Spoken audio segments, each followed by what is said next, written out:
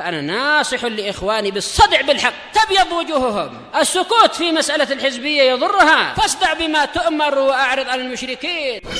سلامي على دماج ورجالها والشيخ يحيى ودار العلم يا سعد بانيها. لا شريك له وأشهد أن محمدا عبده ورسوله. اللهم صل على محمد عبدك ورسولك وعلى آله وأصحابه أجمعين. أما بعد. Qala Imam Ibnu Katsir rahimahullah wa qawluhu wara'at ummi annahu kharaja minha nur adha'at lahu qusur asy-Syam. Sabda Nabi sallallahu alaihi wasallam, dan ibu saya melihat bahwasanya keluar daripadanya, yaitu keluar dari dirinya, cahaya yang menerangi istana-istana di Syam. Qil kana mana man ra'athu hina hamalat bih. Ada yang ulama yang menyatakan itu adalah di waktu tidur, yaitu mimpi. Bahwasanya ibu Nabi Shallallahu Alaihi Wasallam melihat dalam mimpinya ketika dia sedang mengandung, yaitu mengandung untuk Nabi Muhammad Shallallahu Alaihi Wasallam. Yaitu apa? Melihat itu tadi. Wa qasadhu ala qaumiha. Lalu si ibu ini menceritakan mimpi tersebut kepada kaumnya. Fasya'a fihim washtahara bainahum. Lalu menyebarlah di tengah-tengah mereka cerita mimpi itu, mimpi yang sangat besar sekali dan terkenal di antara mereka. Wa kana dzalika tauti'ah, dan itu adalah tahapan berita tentang ketibaan Nabi yang akan menundukkan orang-orang kafir di Syam dan di yang disebutkan di tempat yang lain, yaitu di Persia. Wa tahsisus Syam bi dzuhuri nurihi, dan dikhususkannya Syam dengan munculnya cahaya beliau. Isyaratun ila istiqrari dinihi wa subutihi bi biladi Syam, sebagai isyarat tentang akan menetapnya agama Nabi dan kepastian agama itu di negeri Syam. Walihada takunu Syam fi akhir zaman maqilan lil islami wa ahli. Dan dengan sebab itulah nanti Syam di akhir zaman menjadi tempat menetap Islam dan ahli Islam. Wa biha yanzilu Isa bin Maryam, dan disitulah Isa bin Maryam turun. Tapi bukan berarti ini tazkiyah bahwasanya seluruh penduduk Syam adalah agamanya benar, bukan demikian. Sebagaimana dijelaskan oleh para ulama bahwasanya al-ardu la tuqaddisu ahlah, bumi itu tidak menyucikan penduduknya. Wa innama yuqaddisuhu amaluh, hanyalah yang menyucikan seseorang itu amalan dia. Jadi yang penting amalannya. Cuma nanti secara umum memang Islam akan sangat kuat di masa-masa itu, di masa-masa ketika keadaan fitnah yang diisyaratkan di hadis-hadis itu. Adapun untuk orang per orang, kembali kepada lihat amalan dia, bukan di mana dia menetap. Ada juga orang yang di dekat Masjidil Haram tapi ternyata seperti Abu Jahal, Abu Lahab, bukan menunjukkan dia suci. Kembali ke amalannya. Idza nazala bi Dimashq bil minarati syarqiyyatil baydha'i minha. Ketika Isa turun di Damaskus, di menara timur yang putih itu dari Damaskus. Walihada ja'a fi sahihain, maka dari itu datang di dalam sahihain, la tazalu ta'ifatum min ummati zahirina 'alal haqq, akan senantiasa ada sekelompok orang dari umatku yang tegak di atas kebenaran. Ini kalau zahirina 'ala, yaitu tegak di atas, tapi boleh jadi zahirin, yaitu mereka tampil dan menang, alal haq, dalam keadaan senantiasa di atas kebenaran. Dari mana tahu kebenaran? Lihat dalil-dalilnya. Kalau sesuai dalil berarti termasuk kelompok ini. Kalau tidak, ya bukan. Walaupun dia di Syam, ataupun di Yaman, ataupun di Madinah, ataupun di Mekah dan seterusnya. La yadurruhum man khadzalahum wala man khalafahum. Tidak akan membahayakan mereka orang yang menelantarkan mereka, tidak mau menolong mereka, ataupun orang yang menyelisihi mereka, tidak mau menyepakati mereka. Hatta ya'tiya amrullahi wa hum kadzalik, sehingga datang urusan Allah dalam keadaan mereka demikian, tetap setia di atas kebenaran. Wa fi sahihil Bukhari wa hum bisyam. Dalam Sahih Bukhari ada tambahan riwayat, dan riwayat ini sahih, dan mereka itu di Syam, karena memang nanti tempat umat Islam bertahan adalah di Syam nantinya. Untuk Mekah dan Madinah gimana? Tak perlu khawatir, karena memang Dajjal tak mampu masuk ke Mekah dan Madinah. Tapi Dajjal menghancurkan semua tempat di muka bumi, sampai ketika sudah mau menghancurkan Damaskus, ternyata kaum muslimin yang pertahanannya terkuat di sana, pertahanan mereka. Kalau Mekah Madinah memang itu pertahanan malaikat, Dajjal tak mampu masuk. Nah, nanti di Syam memang apa? Manusia-manusia terkuatnya di sana ketika itu. Sampai apa? Datangnya manusia yang lebih kuat dari semuanya, yaitu Nabi Isa, berjaya membunuh Dajjal. Yang lain tak mampu membunuh Dajjal. Baik. Jadi dari sisi ini bukan kemudian menunjukkan bahwasanya Syam lebih baik daripada Mekah Madinah, bukan itu. Mekah Madinah sudah dijaga malaikat, Dajjal tak mampu apa-apa. Cuma yang lain-lain itu semuanya dihancurkan. Nah, ketika sudah di Damaskus, maka apa? Perlawanan terbesar ada di sana. Baik. Wa qala Abu Ja'far Ar-Razi, Isa bin Mahan lain agak lembik. Ani Rabi ibni Anas an Abil Aliyah fi qawlihi Rabbana wab'ats fihim rasulam minhum. Tentang doa ini, wahai Rabb kami, utuskanlah di tengah-tengah mereka, di keturunan saya itu, keturunan kami itu, para rasul, yaitu seorang rasul dari jenis mereka, yakni umat Muhammadin sallallahu alaihi wasallam, yaitu umat Muhammad. Faqila lahu qad istujibat lak, telah dikabulkan untukmu. Wa huwa kainun fi akhiriz zaman, dan ini terjadi di akhir zaman. Dibandingkan dengan masa-masa dakwah para nabi, jelas Nabi Muhammad memang di akhir zaman. Baik. Kata qala As-Suddi wa Qatadah, demikianlah yang dikatakan As-Suddi dan Qatadah. Wa qauluhu ta'ala wa yu'allimuhumul kitab, yakni Al-Qur'an, mengajarkan kepada mereka kitab suci, maksudnya adalah Al-Quran. Wal hikmah, yakni sunnah. Tafsir Ibnu Katsir menunjukkan itu. Hikmah artinya sunnah, mengajarkan Quran dan sunnah. Qalahul Hasan wa Qatadah wa Muqatil ibnu Hayyan wa Abu Malik wa ghairuhum. Ini tafsir dari salaf. Jadi Quran ditaati, sunnah juga ditaati. Wa qil al-fahmu fid-din. Ada yang mengatakan hikmah artinya adalah pemahaman terhadap agama ini, dan tak mungkin orang paham agama kecuali mengikuti penjelasan dari Nabi. Nabi tidak hanya mengajarkan lafaz Quran, tapi juga memahamkan, menjelaskan tentang isinya dan menerangkan cara ibadah sehari-hari, sampai bahkan masalah cara buang hajat, cara menyelesaikan hajat. Menunjukkan apa? Pemahaman agama itu didapatkan melalui sunnah. Sekedar baca Quran saja banyak orang yang salah dalam memahami. Gimana paham cara sholat kalau tidak ikut sunnah?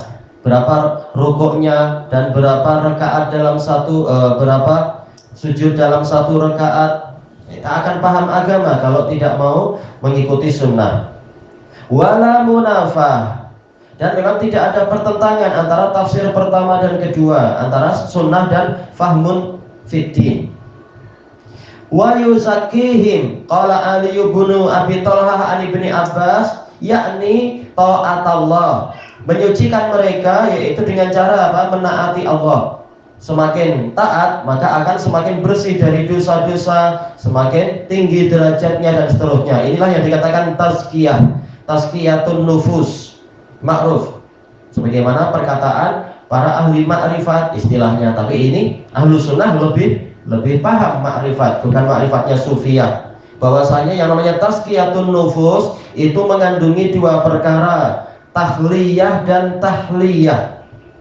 Tahliyah yaitu pengosongan jiwa dari kotoran-kotoran. Tahliyah pakai hak yaitu penghiasan jiwa dengan akhlak-akhlak yang bagus, akhlak pada Allah, pada orang tua, pada tetangga, pada sanak kerabat, pada anak istri ya berarti apa? Kepada suami dan anak dan seterusnya akhlak.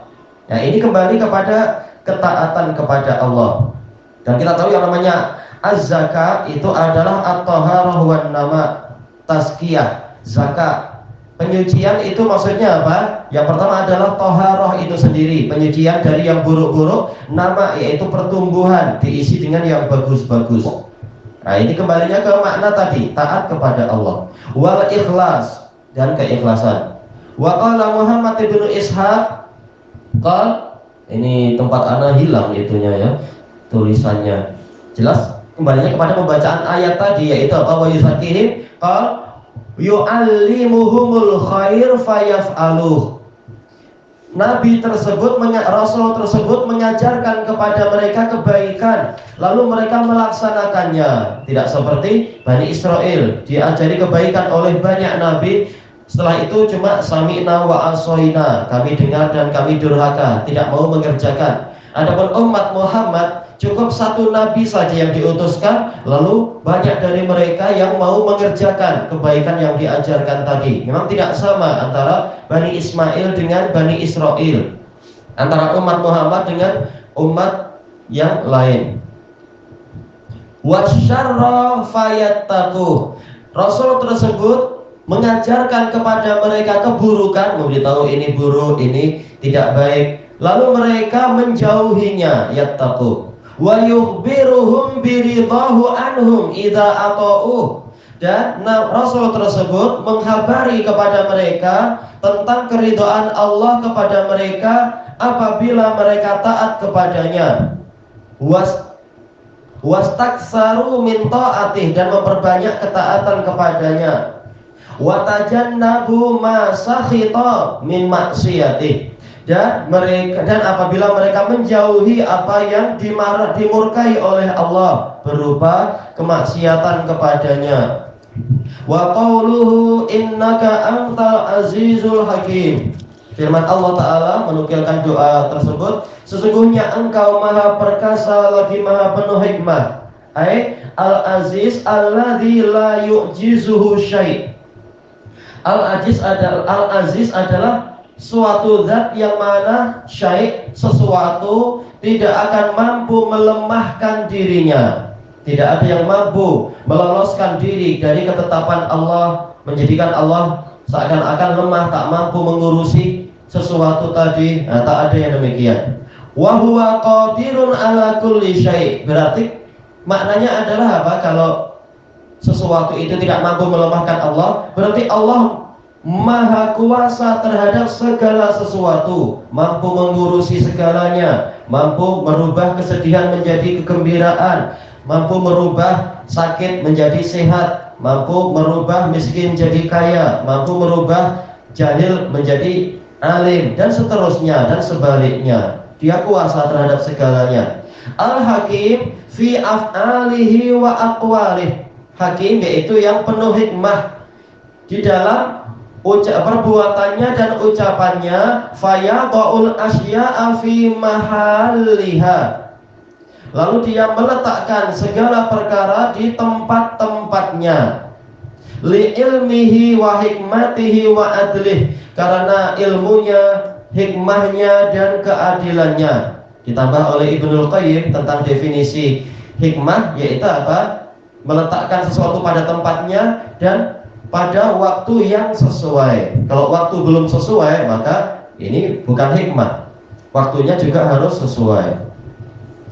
Baik, sampai di sini yang disebutkan oleh Imam Ibnu Katsir terhadap tafsir ayat tersebut. Kita baca kesimpulan yang disebutkan oleh Imam As-Sa'di rahimahullah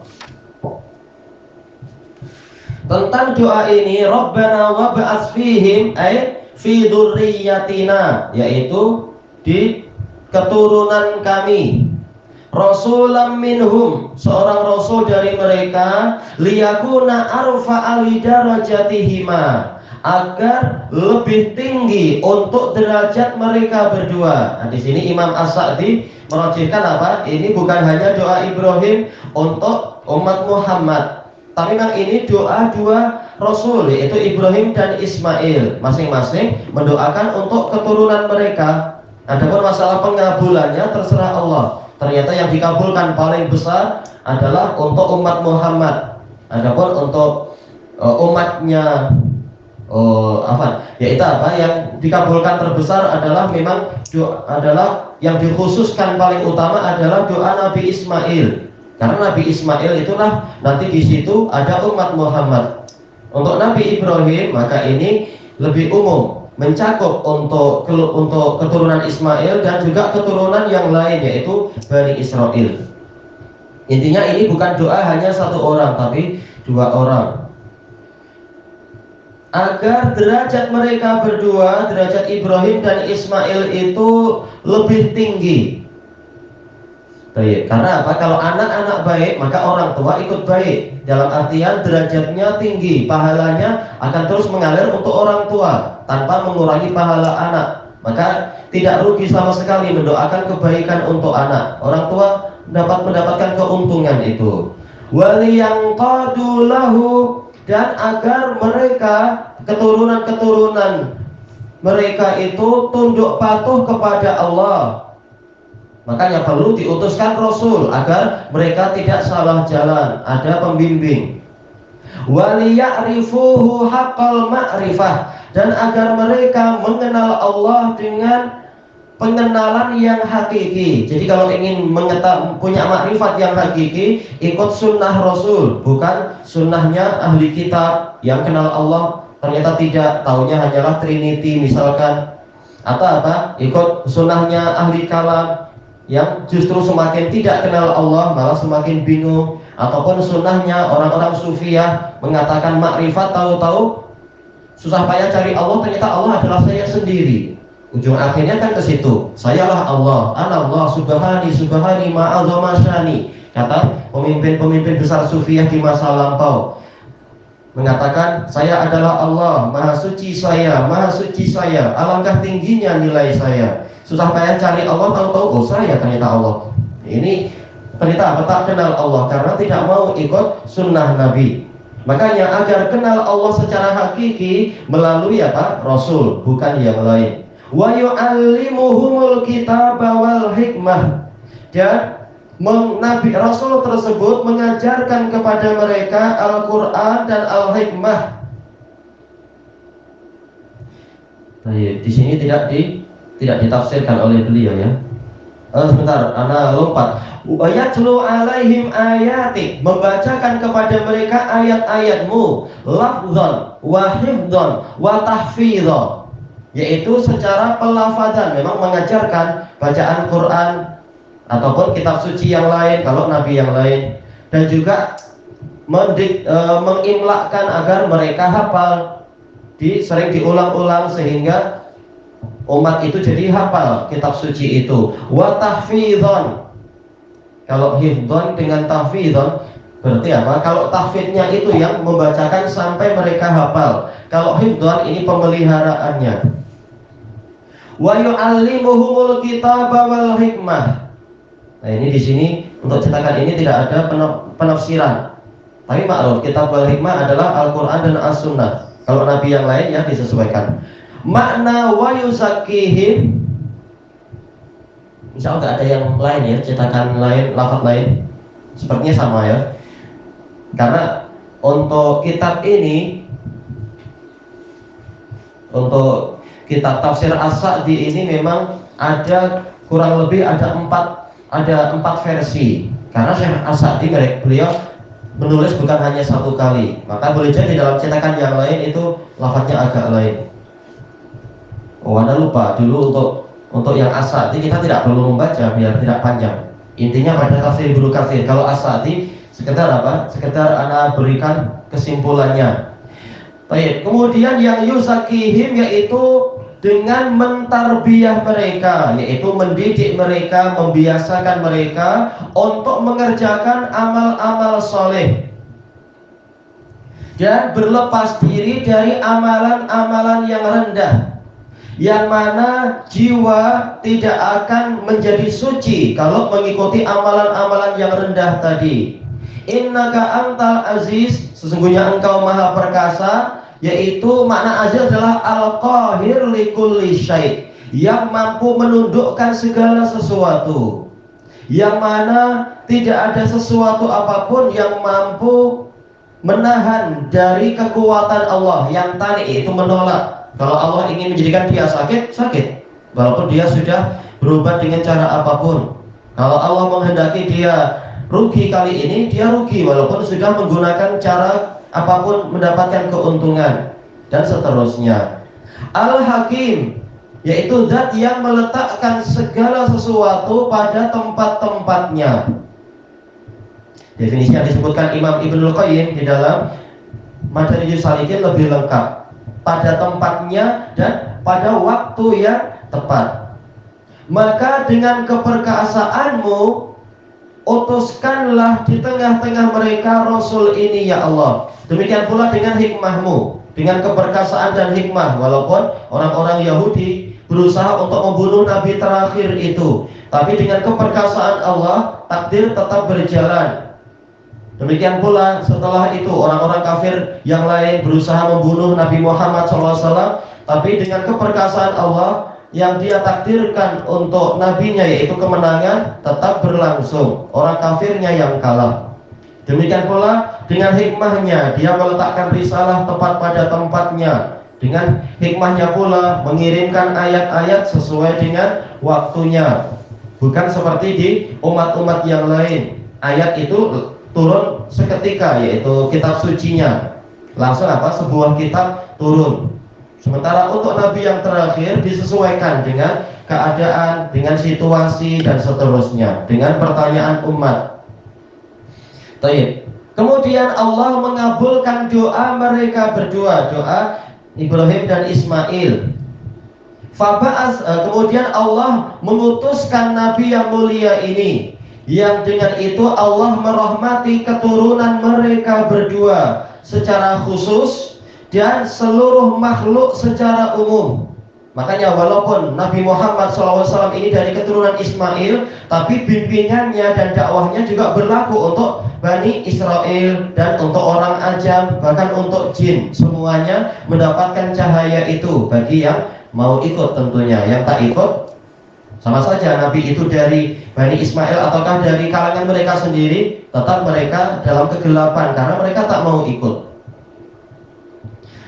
Maka dari itu Nabi SAW bersabda, ana da'watu abi Ibrahim, saya ini adalah doa ayah saya Ibrahim. Masuk di dalamnya adalah doa Ismail.